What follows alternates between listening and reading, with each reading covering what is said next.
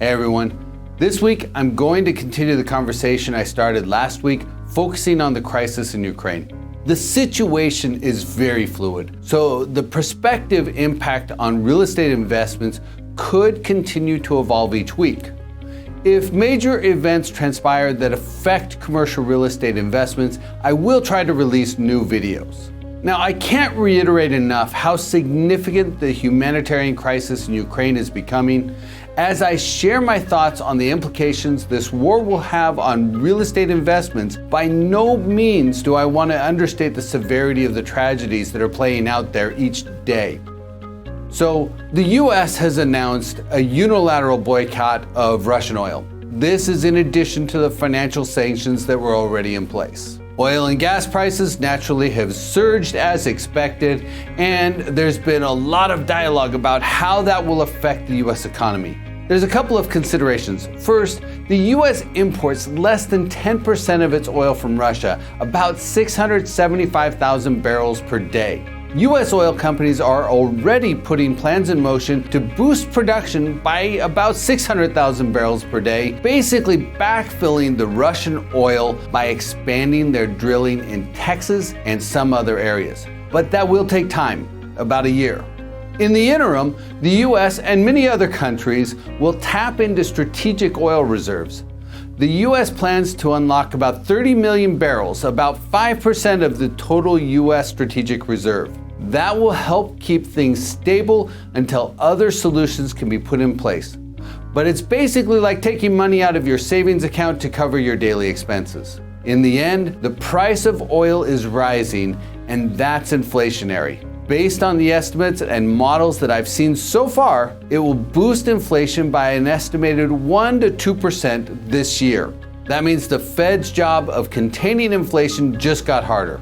Carrying that forward, it means interest rates will face increased upward pressure, and economic growth in 2022 and 23 could be slowed. Despite the war and increased inflation, most economists still forecast economic growth in 2022 will be greater than 3%. That said, I'm also seeing more economists increase their probability of a recession and the risk of stagflation, where economic growth stalls and inflation remains high.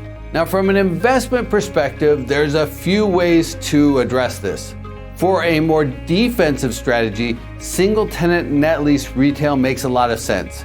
Average cap rates have been running in the 5% to 7% range. Another defensive asset with some upside potential that capitalizes on aging baby boomers is medical office, with off-campus average cap rates in the 5% to 8% range. Another option is self-storage, which performed well through the last two recessions, in addition to gaining ground in the growth cycle with average cap rates in the 4% to 7% range. Given the current situation and cycle, I also want to add in multifamily and industrial to good investment options during this crisis. Another thing to consider is that real estate in Texas, particularly Houston, typically gets a boost from rising oil prices. Finally, also consider the economic reopening happening in the states that locked down hardest due to the pandemic, like New York, California, Oregon, and Washington. There's likely recovery opportunities tied to that cycle as well. In wrap-up, I want to encourage everyone watching this video to join me in making a contribution to Direct Relief or another reputable charitable organization such as UNICEF, the International Medical Corps, or the International Rescue Committee.